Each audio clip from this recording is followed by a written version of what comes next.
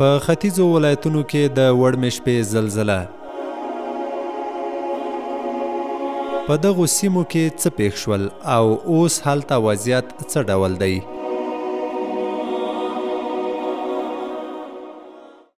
بسم الله الرحمن الرحیم.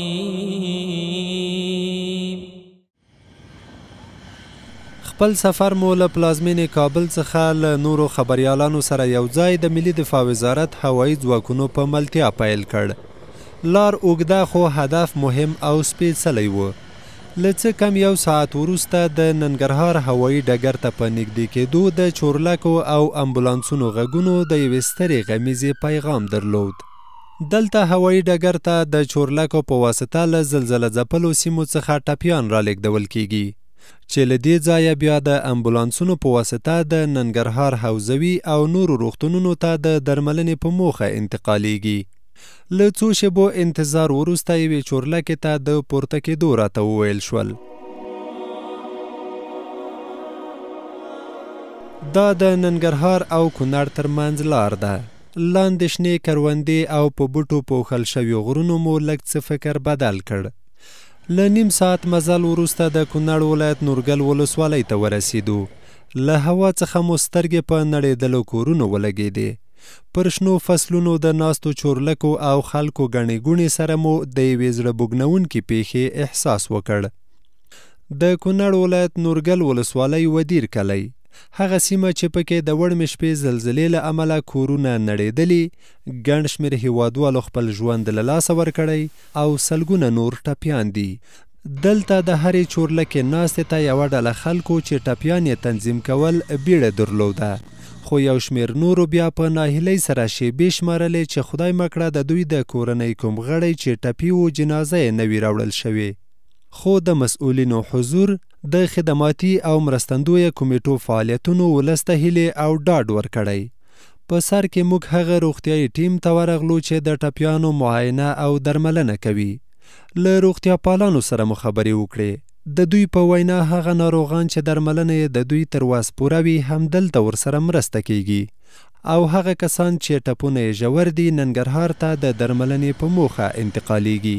هغه لومړني ابتدایي خدمات موږ عرضه کوو. هغه چې په اسماني یا سینه خوږېږي یا فشار یې ټیټ شوی د پتن دغه ورته کوو او ریفر ته برابروو. زیاتره د ننګرهار حوزوي روغتون ته انتقال شوي او ډېر شدید چې دي ممکن کابل ته انتقال شوي.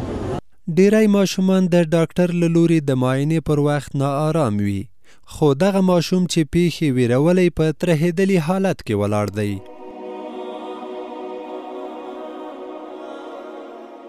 وړاندې ځو. دلته نړېدلي کورونه د غمیزې وضعیت لا ښه بیانوي. په یوه تنګه او ډبرینه لار ځوانانو د مړو شویو کسانو کټونو ته اوږه ورکړې تر څو یې د جنازې ځای ته انتقال کړي. د دغې سیمې له اوسیدونکي سره مخ شو. هغه وایي ډیری کلي ویجاړ شوي او لا هم خلک تر خاورو لاندې دي. خلک ټوله دا دره چې دی دا ټوله غرقه شوې ده، ټوله که جوبګۍ ده، که شماش دی، که دا پاسکین دی، که اورک دی، که دا واجرو کلی دی، دا خو ټول داسې تباه شوي. بر مخ په کلي روان شو تر څو د پیښې بېلابېل ځایونه ووینو. د کلي مشران سیمې ته له ورغلو خلکو او مسؤلینو غواړي چې د مړو شویو او ټپیانو په لیږدولو کې دې ورسره مرسته وشي. د الله دپاره دغه خلکو سره مرسته وشي او دا غږ ورسوئ. دا دلته چې په میدان کې څه ولاړ دي که دا په پیدل نشي د تیارو کې دې ویسي او هلته دې کته کړي. د امارت منصوبینو ته ووایئ چې کسان راپاس کړي.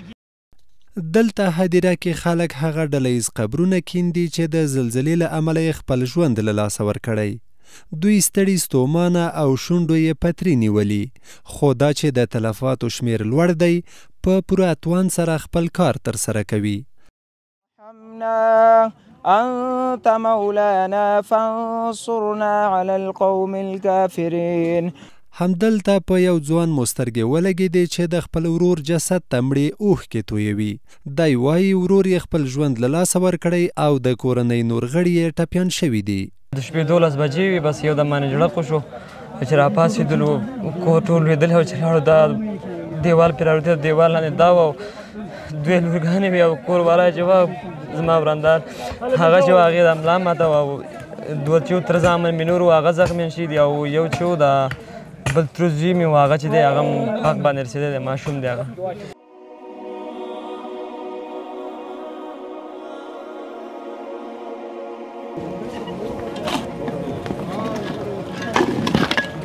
دلته د کولنګ او بیلچو له غږ سره زړونه ریږدي. هره خوا ویره خوره ده او کله کله د زلزلې ټکانونه هم حس کیږي. آن دا چې زموږ د سترګو په وړاندې هم څو کورونه ونړېدل. دغه ماشوم چې مور یې مړه شوې ښایي ویرېدونکي وضعیت یې په سترګو کې اوښکې وچې کړې وي، خو یوازې همدومره پوهیږي چې مور یې نور په دې دنیا کې نشته. یوه مې مور ده یوه مې خور ده او خفه یم. هر خوا جنازې او ټپیان لیږدول کیږي.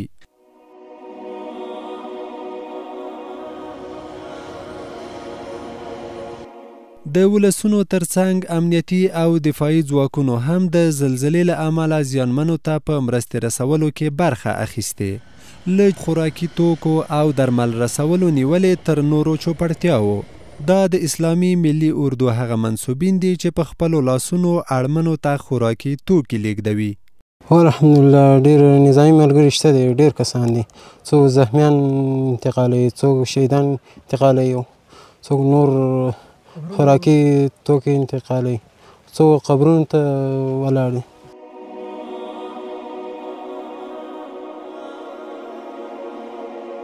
داسې کورنۍ هم شته چې نږدې ټولو غړو یې د زلزلې له امله خپل ژوند له لاسه ورکړی او لا هم ډیری خلک تر خاورو لاندې دي.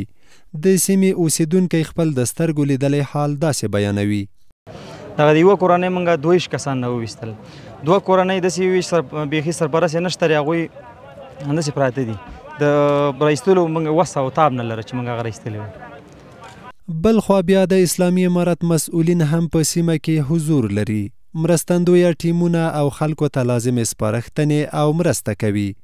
د کلیو بیا رغونې او پراختیا وزیر او زلزله ځپلو ته د مرستې رسولو کمیټې مشر ملا محمد یونس اخونزاده وایي دوی ټول امکانات په کار اچولي او هڅه کوي هر څه سم مدیریت او اړمنو کسانو ته پر وخت رسیدنه وشي. سهار وختي که رئیس الوزرا هلته کابینه وټاکله راوغوښتله عاجله، بیا یو کمیټه جوړه کړله د وزیرانو، هغه یې سیمې ته راواستوله چې تاسې وینئ دلته اوس ولاړ دي. دا نه چې نور مسؤلین هم را روان دي او د دې دپاره فلحاله دا کمیټې ته 1,00,000 افغانۍ په اختیار کې ورکړئ چې څومره د خلکو ضرورت هغه پوره کړي. او دلته تاسو ډوډۍ وینئ چې مجاهدین ټول تیارې ډکې ډکې را روانې دي. کفنونه وینئ چې په سلهاو دلته د کفنونو په زرهاو را روان دي. په هر ځای کې چې ضرورت وي په هغه ځای کې زموږ چورلکې هم روانې دي، که د مجاهدین هم روان دي، لواګانې هم روان دي، نظامي او ملکي تشکیلونه هم ټول هلته روان دي. د افغاني سرې میاشتې ټولنې مسؤلین هم له زلزله ځپلو سره د مرستې ډاډ ورکوي.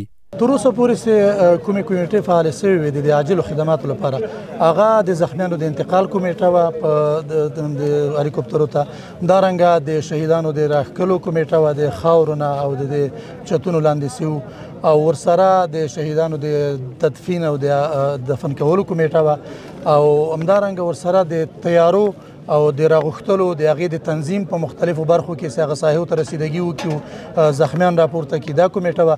تر اوسه دغه کمیټې د عاجل کار لپاره البته فعالې شوي دي.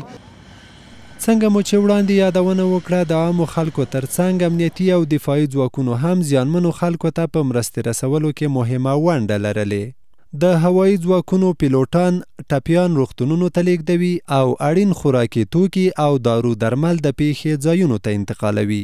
زموږ د هوایي ځواک پیلوټان او مسؤلین په ډېر عاجله توګه سره تیاري راولېږدل د ساحې ته، او کله چې دلته راغلل له هغه ساحې نه یې دلته طبي توکي راوړل، خوراکي توکي راوړل، ټول شیان یې راوړل ساحې ته، او له دجې نه یې زخمیان شهیدان ټول انتقال کړل مرکز ته. تر فعله نه په تعداد د چورلکو معلوم نه ده چې څونه رفع قامت لري سره دلته شهیدان او زخمیان انتقالوي، له هغې خوا خوراکي توکي را انتقالوي. او شپه ورځ موږ د دوی په خدمت کې یاستو، که شپه وي که ورځ وي، باران وي واوره وي، هر څه موږ په خدمت کې یاستو. او مننه کول مسؤلینو څخه چې موږ ته دغه زمینه مساعده کړې، تیارې هم شته، هر څه امکانات شته چې د دغه وطنوالو په خدمت کې یاستو. په ختیځو ولایتونو په ځانګړي ډول کونړ ولایت کې د وروستۍ زلزلې له امله د مړو او ټپیانو شمیر هر ساعت مخ په لوړېدو دی. دغه هغه ساحه ده چې تر ټولو ډېره متضرره شوې ده. نو دلته اکثریت کورونه به تاسې لیدلي یا به هم تصویر اخیستی. زیات کورونه مکمل تخریب شوي دي، ځینې بیا نیمایي تخریب دي چې زیات شهیدان او زخمیان یې درلودل. د مسؤلینو په خبره لا هم ځینې ځایونو کې خلک تر خاورو لاندې دي او ټپیان هم د درملنې لپاره لیږدولو ته اړتیا لري. د دې ترڅنګ ولسونه هم د چارواکو او هیوادوالو مرستې ته سترګې په لار دي. مونږ د کونړ ولایت نورګل ولسوالۍ په هغه سیمه کې یو چیرته چې تیره شپه د یوې زورورې زلزلې له امله خلکو ته ګڼ شمېر ځاني او مالي زیانونه واوښتل. ویل کېږي چې په دې کلي کې ګڼ شمېر خلک تر خاورو لاندې وو او څو شېبې مخکې د دوی هغه جسدونه راوویستل شول او د جنازې د مراسمو لپاره ښکته انتقال شول. دغه راز ټپیان هم روغتونونو ته لیږدول شوي دي. له پکتیکا او هرات ولایت څخه وروسته په کونړ ولایت دغه راز ننګرهار او د لغمان په ځینو سیمو کې دغه وروستۍ زوروره زلزله ده چې خلکو ته یې درانه مالي او ځاني زیانونه اړولي.